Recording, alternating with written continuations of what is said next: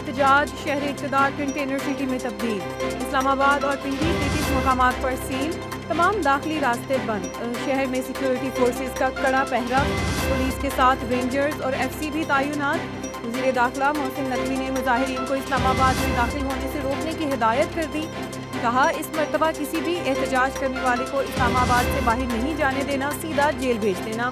اسلام آباد کے تمام تھانوں میں گرفتار افراد کو رکھنے کے انتظامات مکمل، قیدیوں کی وینز بھی اسلام آباد پہنچ گئیں۔ وزیر داخلہ کہتے ہیں اس بار اسلام آباد میں قانون ہاتھ میں لینے والوں کو واپس نہیں جانے دیا جائے گا، ہر صورت میں امن و امان کی صورتحال کو یقینی بنائیں گے۔ لاہور اور اسلام آباد میٹرو سروس بند، بس ٹریک پر بیریئر لگا دیے گئے، بس سروس تاحکم ثانی مکمل بند رہے گی۔ پنجاب بھر میں آج سے 25 نومبر تک دفعہ 144 نافذ، ہر قسم کے احتجاج، جلسے، جلوسوں، ریلیوں اور دھرنوں پر پابندی عائد رہے گی۔ مشیر اطلاعات خیبر پختونخوا بیرسٹر محمد علی سیف کا کہنا ہے کہ حکومت نے اسلام آباد سیل کر کے احتجاج کی کامیابی پر مہر لگا دی۔ بیرسٹر سیف کا کہنا ہے کہ اسلام آباد کا ملک کے دیگر شہروں سے رابطہ منقطع ہے، حکومت عوام کی زندگی اجیرن کرنے کے بجائے عوام کو حق واپس کرے، حکومت بچانے کے لیے پاکستان کو بند کر دیا گیا ہے۔ لاہور کے داخلی اور خارجی راستوں پر کنٹینرز لگ گئے، ٹھوکر نیاز گیٹ، بابو صابو انٹرچینج، سگیاں پل، شادرہ چوک بھی بند، رنگ روڈ کو بھی 2 روز کے لیے بند کر دیا گیا۔ فیصلہ آباد شہر کے داخلی اور خارجی راستوں پر کنٹینرز رکھ دیے گئے، موٹر وے M5 سکھر سے رحیم یار خان تک بند ہو گئی۔ اسلام آباد ہائی کورٹ کے حکم پر عمل درآمد کرتے ہوئے وزیر داخلہ سینیٹر محسن نقوی نے چیئرمین PTI بیرسٹر گوہر سے رابطہ کیا۔ وفاقی وزیر داخلہ محسن نقوی اور بیرسٹر گوہر نے موجودہ سیاسی صورتحال پر تفصیلی گفتگو کی۔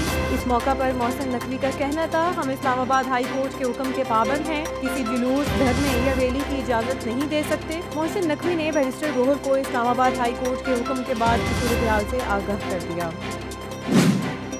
وزیر اعظم کے مشیر رانا ثناء اللہ نے بشریٰ بی بی کا بیان غیر ذمہ دارانہ اور احمقانہ قرار دے دیا۔ کہتے ہیں بشریٰ بی بی کا بیان پاکستان کے بحران سے نکلتی معیشت پر حملہ ہے، یہ بیان غیر ذمہ دارانہ اور احمقانہ ہے، گارنٹی سے کہتا ہوں یہ مس کال دی ہے، ان کا احتجاج ناکام ہوگا۔ لوگوں کو کیسے لائیں گے؟ یہ پنجاب کے کسی ضلع سے 5 بسوں کی بکنگ دکھا دیں۔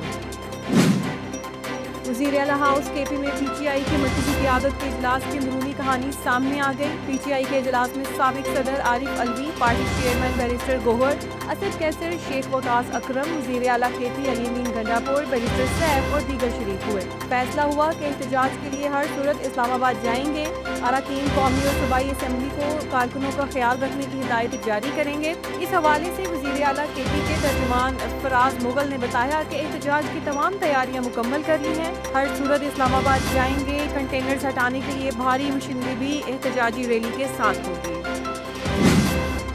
وزیر اعلیٰ پنجاب مریم نواز نے مسٹر ہاسپٹل میں ڈائلسس کے دوران ایڈز پھیلنے پر میڈیکل سپرنٹینڈنٹ سمیت ڈاکٹرز اور ہیڈ نرس کو معطل کر دیا۔ وزیر اعلیٰ پنجاب مریم نواز نے مسٹر ہاسپٹل ملتان کا دورہ کیا، جہاں انہوں نے ڈائلسس کے دوران ایڈز پھیلنے پر MS سمیت ڈاکٹرز اور ہیڈ نرس معطل کرتے ہوئے ڈاکٹرز کو ایڈز سے متاثرہ مریضوں کو ہرجانہ ادا کرنے کا حکم کر دیا۔ ٹینجر جھیل میں ملک کے پہلے فلوٹنگ سولر پروجیکٹ پر کام کا آغاز کر دیا گیا، تاہم منصوبے سے ماہی گیر اور آبی ماہرین پریشان ہو گئے۔ کراچی کو میٹھا پانی فراہم کرنے والے سب سے بڑے ذخیرے ٹینجر جھیل میں حکومت سندھ نے پبلک پرائیویٹ پارٹنرشپ کے تحت 78 ارب روپے کی لاگت سے ملک کے پہلے فلوٹنگ سولر پروجیکٹ پر کام شروع کر دیا ہے۔ ڈونلڈ ٹرمپ نے اسکاٹ بیسنٹ کو وزیر خزانہ نامزد کر دیا۔ میڈیا رپورٹس کے مطابق ٹرمپ نے فنڈ مینیجر اور ارب پتی سرمایہ کار اسکاٹ بیسنٹ کو اپنی کابینہ میں وزیر خزانہ کے طور پر نامزد کیا ہے۔ اور بالی ووڈ میں 80 کی دہائی کی مشہور اداکارہ نیلم کوٹھاری نے گووندا کے ساتھ اپنے تعلقات کی تردید کر دی۔ گووندا اور نیلم کی جوڑی 1980 سے 1990 کی دہائی کے وسط تک بالی ووڈ میں مشہور و معروف جوڑی کے طور پر جانی جاتی رہی۔ ایک انٹرویو کے دوران گووندا شادی شدہ ہونے کے باوجود بھی کسی حد تک نیلم کی جانب مائل ہونے کا اقرار کر چکے ہیں۔ اس انٹرویو میں گووندا نے اعتراف کیا تھا کہ وہ نیلم کی تعریف کرنا نہیں روک سکتے اور خواہش ہے کہ ان کی اب کی بیوی سنیتا خود کو بدل کر نیلم کی طرح بن جائے۔